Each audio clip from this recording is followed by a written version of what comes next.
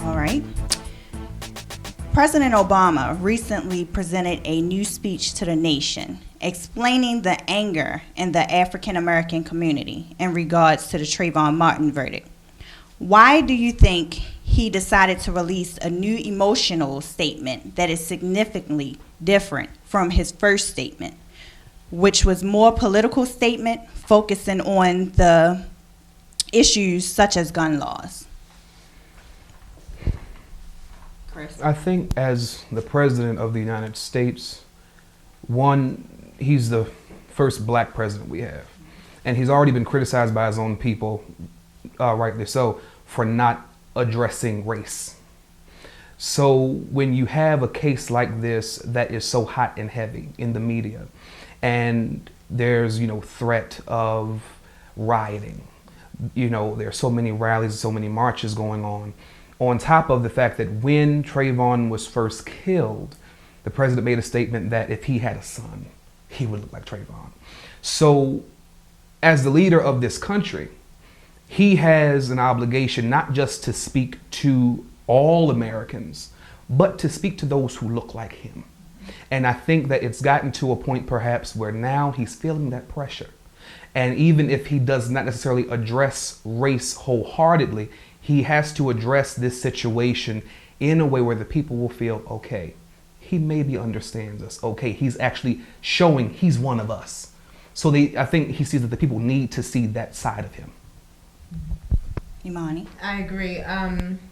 From that first speech, like Chris said, a year ago, if Trayvon had a son, if I had a son, he'd be Trayvon Martin. I was appreciative that he said that, and I also enjoyed even more the fact that he said just yesterday, Trayvon could have been me 35 years ago. So it's not, it could have been my son, but it's me, and that reminds white people that he is black. They like to look over it sometimes and kind of like wish it wasn't true, but it is true, and this is what's going on today. And so I appreciated that. And could you restate the end of that question? I'm sorry. Sure. How do you feel it's significantly different from his first statement, which was more political, focusing on the issues such as gun laws? Right. Yeah, a few weeks ago, he issued a statement saying that we should do some soul searching and think about how we're presenting gun laws today. And that was all fine and dandy, and it was very political. And, it was a statement that could go over his and just be like, okay, let's think about what's going on with guns. We get that. Guns is wrong. I agree. But we also need to look at what's going on in our community, the black community. And like Chris said, he stepped up and took, not responsibility, but he stepped up and explained to people why his people are in such outrage. Because many white Americans and even some black Americans don't understand why we are so angry. And Obama, I believe, does understand that. And, when he did issue that statement a few weeks ago, the political one, I was thinking, okay, I understand you're doing this because you're the president of the United States and not the president of African Americans, but I just wanted him to kind of take off his cool for a second and really get serious and just not think about the repercussions of him just being the president, but stand up for, the black people. You don't have to be a civil rights activist, but, just speak up. And so I was very pleased with what he said. What are your thoughts, Darius? Well, I definitely think he needed to elaborate on what he said the first time, because I think us as a whole and as black people, he's someone that we look to, for guidance, for what should we do, how should we act, you know what I mean? We have our own minds, but as him being the first black president, of course we need that. And I think he also needed to say that because just by him saying that, he might have stopped a certain amount of riots. He might have calmed some people down. So just by him saying that and elaborating on what he said, because I remember he said at first it was just real quick and simple, and then he came back, I think it was yesterday, with the more elaborate and break everything down. So I think he needed to do that for the black people, because he was getting a lot of bad backlash from the African American community because they said that he wasn't necessarily there, or the answer that he gave or the things that he said didn't really, address what really happened, or I guess black people felt like he should be, more out there because he is a black man, but not realizing that he's also the president of the United States, not just African American. So I definitely think that he needed to elaborate, and I think he did that. In what ways can we save our black men in Baltimore City? Chris? I think first we have to look at our history. There was a time when, for instance, the church was our neighborhood community center. It wasn't just a place we went to on Sunday. There was a time when everyone in the community was responsible for one another. But now we have so many parents that if someone corrects their child, they get upset. There was a time we had a communal mindset, but now we've gotten so stuck on self. So if we can get back to what we used to do, get back to what worked for the ancestors, get back to it's not mine and yours, it's us and ours. Get back to a place of understanding that until all of us are free, none of us are free.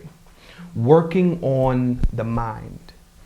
It's not just about educating your child at school, but getting to a place where you understand that you cannot let your learning get in the way of your education. We get learning in the classroom. We get education from our people. When we begin to have our children sit with the elders, when we have men stand up and be men, when we have women allow men to be men, when we get back to the place where, as I was raised, children stay in their place. It's not a thing of letting a system or letting a school raise your child. What values are you instilling in your children when they come home? Because when they're at school, they're around a whole bunch of other kids that come from different backgrounds and different families and different homes. And so you have to then reiterate all your values into your children. And when you raise up positive black boys, they then become strong black men that will then have their own families, will go out and seek good black women and raise positive black children. When we get into a mindset of bringing the family together, when we get into a mindset of educating our young men, then I think we'll be on a better page. Imani, as a black woman, what are your thoughts on that? He said it. He said it all. We definitely need to go back to that idea of it takes a village to raise a child, and we also need to think if we don't have that village, that we do need to take our own children underneath our wings and be home for our kids. The social system is so messed up, There are times when a mother or a father cannot be home because they're working 3 to 5 jobs. But if you're not home, leave a book or two for your kid to read. Do something that will not just have your little black boy sitting at home playing a video game or outside in the back with his friends, but leave something constructive for them. Don't leave them with idle time, because idle time is very dangerous. So I think if we do things like that and have more rec centers, which we do not have anymore, there was a time when there were a lot of recreation centers, and there aren't anymore, but just positive places that we can put our children into that would give them that sense of encouragement, sense of love. A lot of people do not feel loved at all, and I think that's where a lot of anger comes from, being neglected, not feeling loved, so feeling that there'll never be something.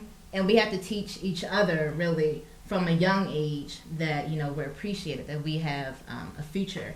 So just speaking positively, don't shut someone down or laugh at somebody for something that they did wrong, or just encourage each other. And I think it all starts with love and encouragement. Darius, would you like to add your thoughts? Well, first, I think that we need for our young black men to stop looking up to the neighborhood drug dealer as someone to strive to be like.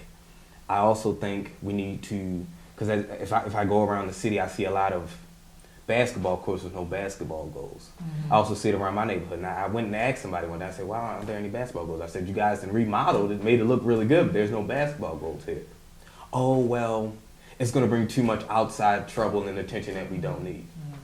But then yet you complain about the robberies going on around here and stuff getting stolen and people getting killed. But you put a basketball goal here, what are you going to have? Just a couple fights here and there? I think, I'm not saying fighting is good, but if we're fighting over a basketball game, we're not fighting over dice games, or we're not fighting over this, that, and the fourth, but we're fighting over something competitive. I think if you're fighting for something competitive or something like that, it's a different meaning to it. I think we have to start taking the drugs out of the neighborhoods, because at the end of the day, that's what's killing us.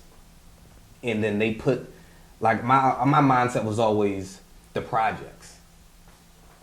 When we were in school, teachers gave us projects. So in my mind, and I'm thinking about it, okay, well, let's put this crack in this neighborhood. And I think it is the same way as the scientists use that white lab rat. And let's see what happens. And he takes it and he goes around and he finds it, and it's the same thing with the crack and everything like that. So I think if we get that out, then the family orientation comes back around. Grandma becomes big mama again. You know what I mean? More discipline becomes in. Then, because I know when I was getting raised, I had my grandma. My mom was working, dad was working, but my grandma was right there, kept me on the straight and narrow. I used to be scared to come home with bad grades. So I think first, if we stop letting the black men look at the drug dealers as role models, get the drugs out of the community, and everything else will work itself out.